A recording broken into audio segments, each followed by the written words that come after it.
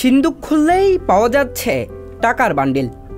প্রতি বছর দান সিন্দুক থেকে বস্তায় বস্তায় টাকা বের করে তাক লাগিয়ে দিচ্ছে কিশোরগঞ্জের পাকলা মসজিদ। এবার ৩ মাস ১৩ দিন পর আবারও পাওয়া গেছে ২৯ বস্তা টাকা, বিপুল পরিমাণ স্বর্ণালংকার সহ বৈদেশিক মুদ্রা।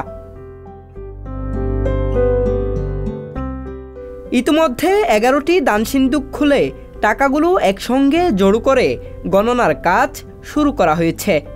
এর আগে গত ১৭ই আগস্ট খোলা হয়েছিল দান সিন্দুকগুলো। তখন ২৮ বস্তার মধ্যে ৭,২২,১৩,০৪৬ টাকা পাওয়া যায়। এছাড়া ছিল বৈদেশিক মুদ্রা, সোনার গয়না ও হীরা।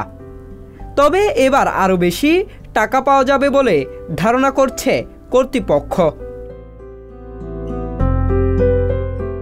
প্রথমে টাকাগুলো লোহার সিন্দুক থেকে বস্তায় ভরা হয়, পরে মসজিদের মেঝেতে ঢেলে গণনার কাজ শুরু করা হয়। প্রশাসনের দায়িত্বপ্রাপ্ত কর্মকর্তাদের উপস্থিতিতে কিশোরগঞ্জের আল জামিয়াতুল ইমদাদিয়া ও পাকলা মসজিদের এতিমখানার প্রায় ২৫০ শিক্ষার্থী, ব্যাংকের ৭০ কর্মকর্তা কর্মচারী, মসজিদ কমিটি এবং আইনশৃঙ্খলা রক্ষাকারী বাহিনীর সদস্যসহ ৩৫০ মানুষ টাকা গণনার কাজ করছেন।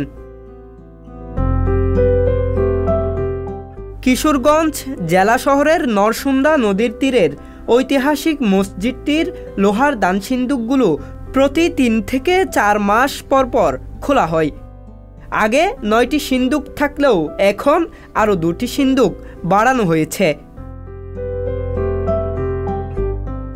জনশ্রুতি রয়েছে কিশোরগঞ্জের ঐতিহাসিক হৈবতনগর জমিদার বাড়ির ঈসা খানের বংশধর দেওয়ান জিলকদর খান উর্ফে জিলকদর পাকলা সাহেব নামক একজন আধ্যাত্মিক ব্যক্তি নরসুন্দা নদীর তীরে বসে নামাজ পড়তেন। পরবর্তীকালে স্থানটিতে মসজিদটি নির্মিত হয়। জিলকদর পাকলার নাম অনুসারে মসজিদটি পাকলা মসজিদ হিসেবে পরিচিতি পায়। পাকলা মসজিদের দানবাক্সে সবচেয়ে বেশি টাকা পাওয়া গিয়েছিল ২০২৩ সালে। সেইবার ৪ বার খোলা হয়েছিল পাকলা মসজিদের দানবাক্স। তাতে মোট ২১,৮৫,৮৫,১৮১ টাকা পাওয়া যায়। এবার কত টাকা পাওয়া যাবে তা জানা যাবে গণনার পর।